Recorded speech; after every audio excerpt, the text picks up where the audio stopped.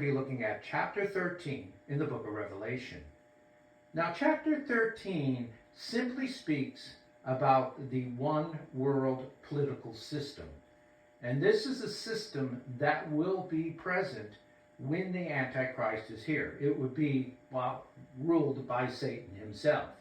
And most of the world will be following this Antichrist because they think he is the true Christ. And again, this is what power he would have over them. Now, God uses symbolism so that those who do not care to study God's word will be deceived. And so hence we have, and Christ taught in parables. And many a times he said, don't you have, if you have eyes to see and ears to hear? Well, that's basically what he's referring to. Now, in the book of Revelation, of course, we have a lot of symbolism. And so we have to sort of work our way through that symbolism in order basically to understand what's going on. Now, the thing about it is this. There are some things that are basically written in cement. It cannot be broken. And then there are other things that are just a matter of interpretation. And so I try, if possible, to point out those various areas where there exist. And there will be one in this lesson as well, too. So I think without any further ado, let's just go ahead and start reading in chapter 13 in the book of Revelation, starting in verse 1. Then I saw a beast come out of the sea with 10 horns and 7 heads, and on its horns were 10 diadems, and on its heads blasphemous names. The beast I saw was like a leopard, but he had feet like a bear's, and his mouth was like a mouth of a lion. Now this is sort of interesting because if you studied with me in the book of Daniel, you would basically see this same beast pop up there. Now, the description that's given about the 7 heads, okay, and the 10 horns and the 10 crowns, this is a description, at least in one case, of the one world system. And here's how it works. You have the 7 heads, which would be the nations or dominions that will exist at the time at the end. You could also say it's the entire world because we could talk of it as being 7 continents. The next thing is the horns. And of course, horns means power. So you find that there is going to be power given to and we're going to go over to the next one, the 10 crowns, which is really the men or women that are appointed at that time to represent this one world body. And so this is one worldism that has come into existence. All right, so let's go on from there. To it, the dragon gave its own power and throne along with authority. And I saw that one of his heads seemed to have been mortally wounded, but this mortal wound was healed. Now, we can go ahead and say that it seems like that perhaps one of these nations that is being spoken about here may have decided to withdraw from this one world system. And so it is the dragon who wants to make sure that this one world system stays into existence because this is where he gets his power. So he is going to make his appearance. This is in the form of the Antichrist, again, representing what most people will think is the real Christ, is come down and is going to try to bring some sort of peace to unite this system. Okay. Let's move on. Fascinated, the whole world followed after the beast. So they see that he has this power to be able to do this. Verse 4. They worshipped the dragon because it gave its authority to the beast. They also worshipped the beast and said, who can compare with the beast or who can fight against it?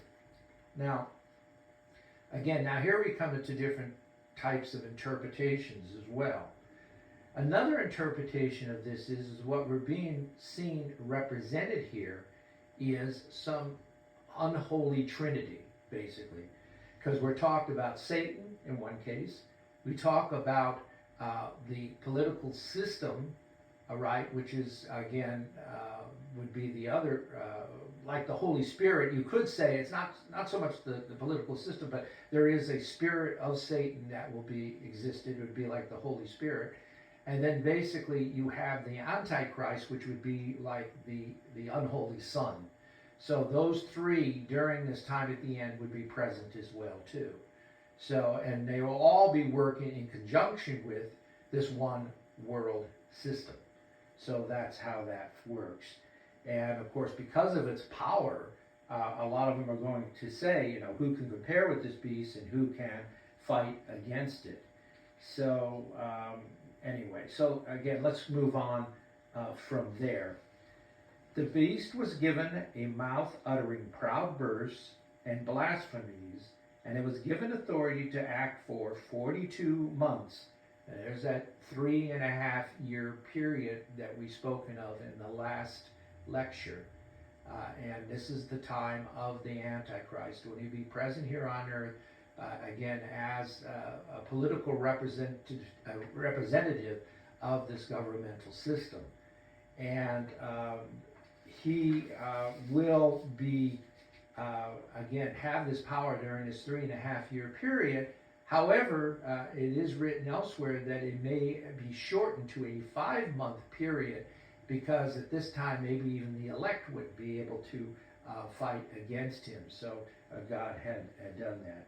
Okay, so let's move on from there. Verse 6. And it opened its mouth to utter blasphemies against God, blaspheming his name and his dwelling and those who dwell in heaven. Now, it won't be obvious. He's not going to come out. I mean, it would be too obvious to the people thinking he was Christ if he was blaspheming God. But basically, he's blaspheming God because he's sitting, as Paul said in the 2 Thessalonians, that he would be sitting in the temple of God, claiming that he is God, and that itself would be blasphemy. Okay, verse 7. It was also allowed to wage war against the holy ones and conquer them, and it was granted authority over every tribe, people, tongue, and nation. Yeah, his fight is against the holy ones, and those are the ones that do not believe he is the true Christ and have a following waiting for the true Christ to come after his appearance. And of course, the two witnesses are a prime example, and we spoke about them in an earlier lecture, that, as I said, would be Moses and Elijah. I think I mentioned at the time, some seems that maybe it was actually Elijah and Enoch, but I tend to agree that it's Moses and Elijah, that he will be fighting against them because he will be going up against this false Christ, trying to teach the truth of who he really is. And of course, again, he has power over every tribe, people, tongue, and nation as well, because he has that control. Okay, verse 8. All the inhabitants of the earth will worship it, all those whose names were not written from the foundation of the world in the book of life, which belongs to the Lamb who was slain. And now here comes this saying that Jesus used quite often when he was talking about the parables. Whoever has ears ought to hear those words. And so again, if you take time to study the book of Revelation, you will be blessed. And in fact, there's a blessing, we read it in the very first chapter, that those will be blessed who read this book, because they will be given the truth. And that's what is being referred here. Okay, verse 10. Anyone destined for captivity goes into captivity, and anyone destined to be slain by the sword shall be slain by the sword. Such is the faithful endurance of the holy ones. And so it is unfortunate, but there will be those that will constantly fight the truth. And those people that fight the truth from the very beginning, from the foundation of the world, they had that type of spirit. And so that spirit then continues into this world. Then at the very end, of course, they will be subject to the lake of fire. Okay, let's go on to verse 11. And let me even read this last line and just let it sink in. So such is the faithful endurance of the holy ones. And so we need to endure. That's the point. We need to endure in our religion. We have to keep the faith. And especially during those times, we have to know that the truth is to wait until the true Christ comes and not to accept this false one. Verse 11. Then I saw another beast come up out of the earth, and it had 2 horns like a lamb's, but spoke like a dragon. Well, of course. Who is the second beast? The second beast is the Antichrist. This is a description of him. He looks like the lamb, but he speaks like the dragon, because he is. He is Satan. Again, he will have the wounds in his hands, the wound in the side. He'll be able to do miracles. He will really fool the people. But the words that come out of him really are blasphemous, because he himself is claiming to be God, and he is nothing but the devil. Verse 12. It wielded all authority of the first beast in its sight, and made the earth and its inhabitants worship the first beast, whose mortal wound had been healed. So the first beast in this particular case is speaking of is, of course, the one world system. And the one world system is set up by Satan. So you could almost say that Satan is that first beast, as I mentioned in this unholy trinity. And then the second beast that we're speaking of right here is the Antichrist, which would be like the Son of Christ. So, the Son of God. So anyway, let's go on from there. Verse 13. It performed great signs, even making fire come down from heaven to earth in the sight of everyone. And so, he snaps his finger and lightning comes down. You think how the people are going to react to that kind of a miracle? That's exactly it. He has that power to do it at that particular time, and that's how he's going to fool a lot of people. Verse 14. It deceived the inhabitants of the earth with the signs it was allowed. And again, I emphasize the word allowed, because God allowed it, because this was part of the plan, to perform in sight of the first beast, telling them to make an image for the beast who had been wounded by the sword and revived. And again, some sort of symbol will be made at that time, and the people will worship, that represents this one world system that's being again overseen by this Antichrist.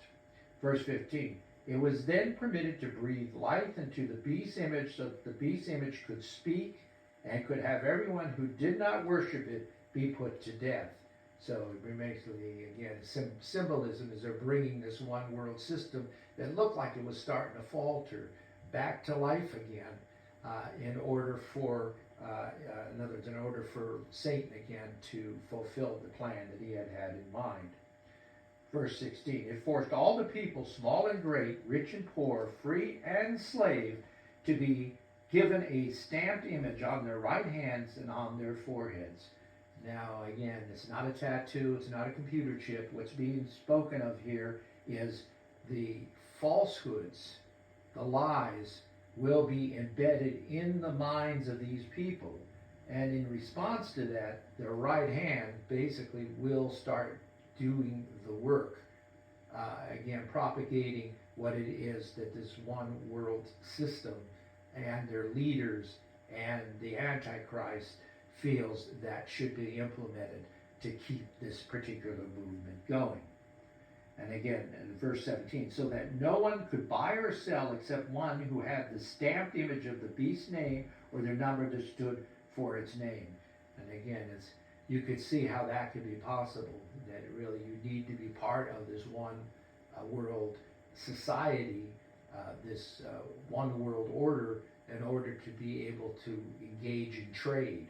And that's what's being said here as well too. And in verse 18, wisdom is needed here. One who understands can calculate the number of the beast, for it is a number that stands for a person. His number is 666. Now here's where we also have some thoughts about, what is being spoken here in this particular passage. 666, they mention, is the name of a man, in another translation, in this case, is the name of a person. So various commentators have approached it in different ways. Now, to enumerate And the word used in the Greek to enumerate means to rub a stone until it's worn through many generations. And so it's like counting or looking through a genealogy, starting from the very beginning to follow through to see what will lead up to this Antichrist. And so as Jesus Christ had a genealogy, as we well know, well, Satan has set up his own as well too. And it started with the tribe of Cain in the very, very beginning.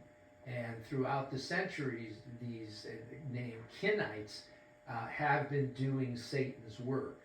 And we could tell by basically, the old saying goes, you could tell the tree by its fruit. And so when you see the evil and the lies and the things that go on in this world, you usually can attribute it to the evil one and those of his followers, which is the tribe of Cain.